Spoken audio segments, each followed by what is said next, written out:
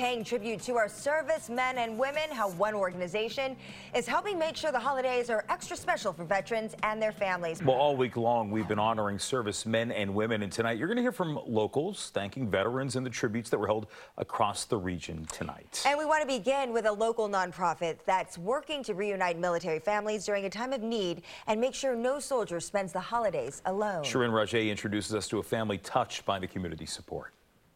Yeah, the sacrifices of our military men and women are not only on the battlefield, but often injured soldiers are left alone, far from their families as they go through recovery and rehabilitation. And for many, what's gotten them through many of those dark days is the gift of family made possible by the love and compassion of total strangers.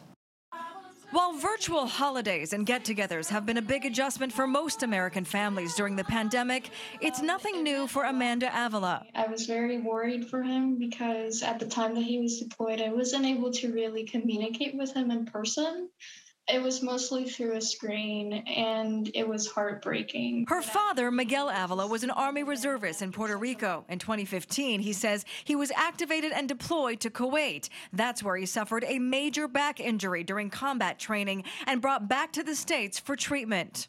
At that time, I was recovering from my surgery at Walter Reed, and it was a very stressful time. A long, difficult recovery at Walter Reed Military Medical Center only made more difficult for Avila, who missed his girls. Everything I have done in my life is just for my daughters, you know?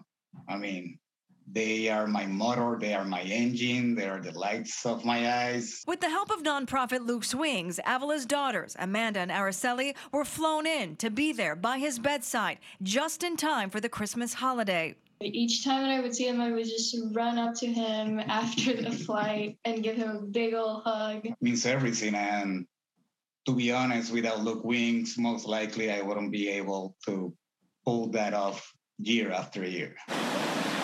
But it didn't end there. During that same time, Puerto Rico was hit by the devastating Hurricane Maria, and Avila's mother, who suffered from Alzheimer's, was right in the middle of it. She didn't have water, power, medical attention that she needed.